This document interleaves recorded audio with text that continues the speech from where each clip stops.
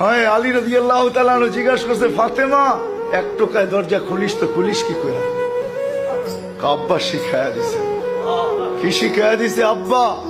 আলী সারাদিন পরিশ্রম করে আসবে, ফাতেমা দরজা যেন 2 টোকা দিতে না হয়, এই জন্য তুমি আসার আগে দরজায় পিঠ লাগায় দাঁড়ায় যাই, টোকাটা দরজায় না পড়ে যেন আমার পিঠে পড়ে, এটার নাম সুখ।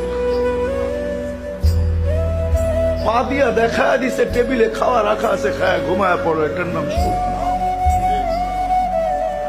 পা দিয়া দেখা দিছে, হাত দিও না, টেবিলে রাখা আছে, খায় ঘুমায় পড়ো। বেশি টাকাটা কি করবে না, এটার নাম সুখ, এটার নাম সুখ। চতুর্থ দিনও কিছু নিয়ে আসতে পারেন না। এটা এক ঘরের না, প্রত্যেক ঘরের চিত্রই এরকম ছিল।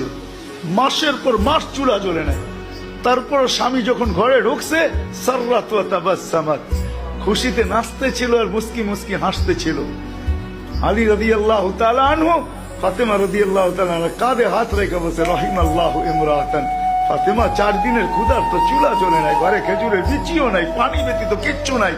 হাসান হোসাইনের জিব্বা খিদা নিবারণ করায় নিয়ে আসছি আল্লাহ রসুলের জিব্বা চোষায়া। আমি ঘরে ঢুকতেছি, তুই এখনো হাসতে পারিস আর নাচতে পারিস? বলতে নাচবো না কেন, হাসবো না কেন, তুমি তো আমার বাদশা।